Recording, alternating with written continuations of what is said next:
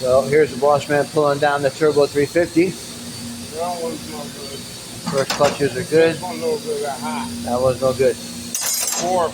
Yep. That's why she was getting hot and stopping.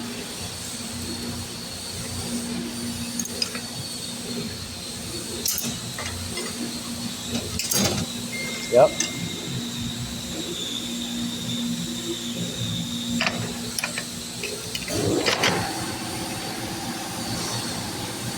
Sorry about the compressor, guys.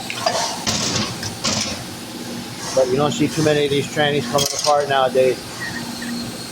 At least not in like a shop like ours. Not too many people do them anymore.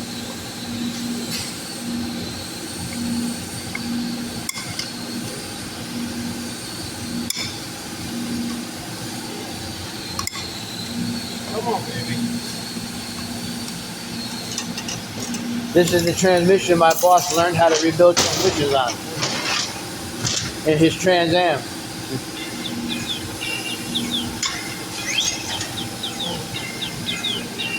Alright guys, I'll come back when we find out anything else wrong with it and